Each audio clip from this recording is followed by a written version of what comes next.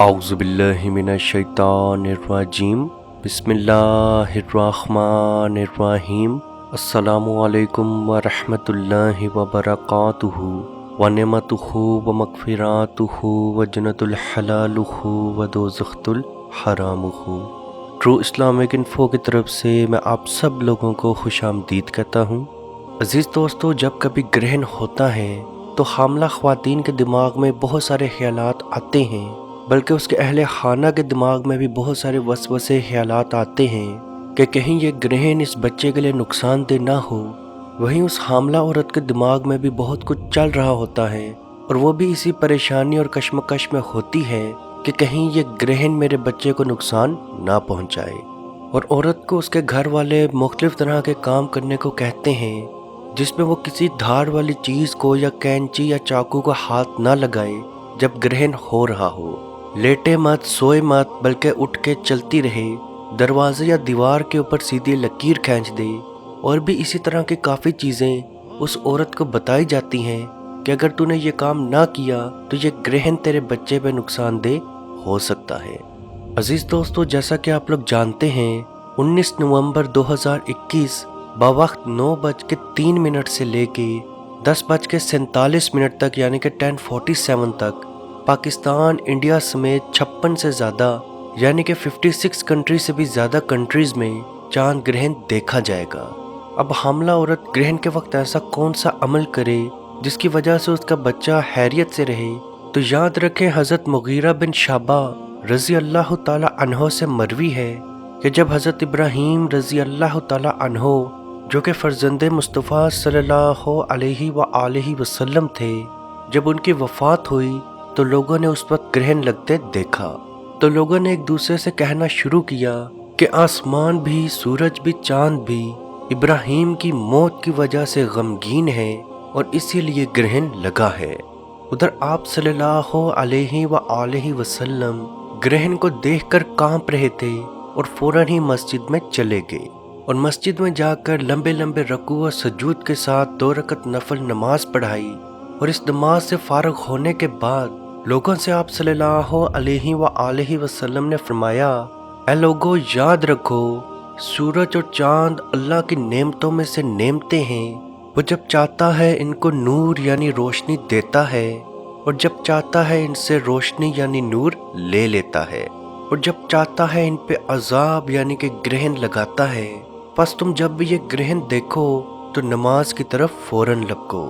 عزیز دوستو، چاند گرہن کے وقت جو آپ صلی اللہ علیہ وآلہ وسلم نے نماز سکھائی، اس نماز کو نماز خسوف کہتے ہیں، جس نماز کا طریقہ آپ اس کی نیت سے ہی سمجھ جائیں گے۔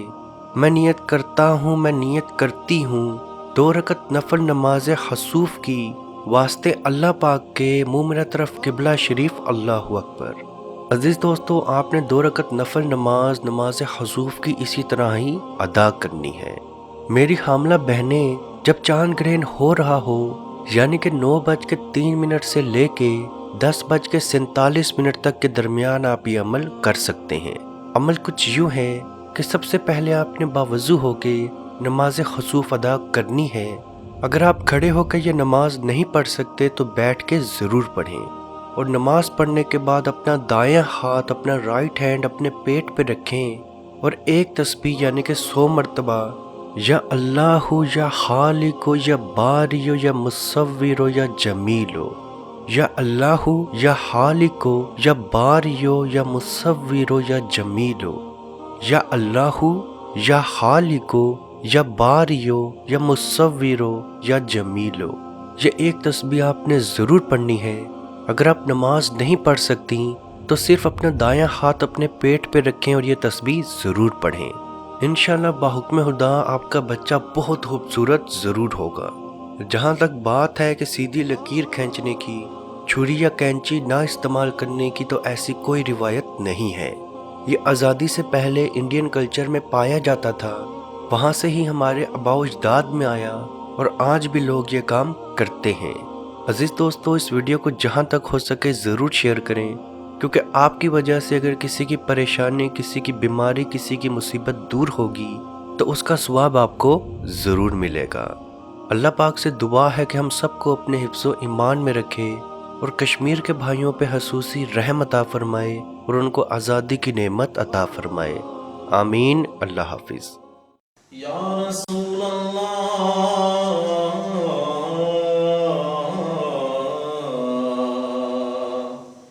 انظر حالنا یا حبیب اللہ اسمع قالنا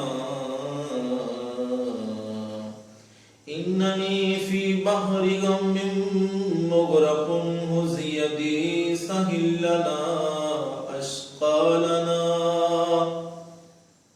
اے مالک و مولا کریم آقا صلی اللہ تعالی علیہ وسلم کے توسل کے ساتھ اے مالک ہمارے اٹھے ہوئے ان گندے ہاتھوں کی طرف نہ دیکھ، مالک اپنا رحم اور اپنا کرم فرما، مقبوضہ کشمیر کے مسلمانوں کو آزادی کی نعمت سے مالا مال فرما۔ اے اللہ اس حال کے اندر جب کہ ان پر ظلم و ستم ہو رہے ہیں، اس قدر ان پر مصائب اور علام ہیں، اے مالک و مولا اس ماہ مقدس کی مقدس گھڑیوں کا صدقہ اے اللہ کشمیر کے مسلمانوں کو آزادی کی نعمت سے مالا مال فرما۔ اے مالک جو ان پر مصائب اور علام بارش کی طرح برس رہے ہیں، اے مالک تو اپنا خاص فضل اور اپنا کرم فرما، ان کی اس آزمائش کو، اس امتحان کے اندر ان کو کامیاب فرما، ان کی اس آزمائش کو دور فرما۔ اے مالک و مولا اپنا کرم فرما، ان کو آزادی کی نعمت سے مالا مال فرما۔ اے مالک ہم گناہگار سیاہکار جو بھی ہیں تیرے محبوب کے امتی ہیں، تجھے تیرے نبی علیہ السلام کا اس کی محبوبیت کا واسطہ دے کر تجھ سے دعا مانگتے ہیں۔ اے مالک کشمیر کے مسلمانوں کو آزادی کی نعمت سے مالا مال فرما۔ اے مالک ملک پاکستان کو استحکام عطا فرما، ملک پاکستان کی سرحدوں کی خیر فرما، ملک پاکستان کی سرحدوں پر پہرا دینے والے نوجوانوں کو الہ العالمین ہمت اور حوصلہ عطا فرما۔ ملک پاکستان اور دنیا کے اندر اسلامی مملکت کے جتنے بھی حکمران ہیں، اے مالک ان کو شرم و حیا عطا فرما۔ اے مالک ان کو کفار کی آنکھوں میں آنکھیں ڈال کر بات کرنے کا حوصلہ اور ہمت عطا فرما۔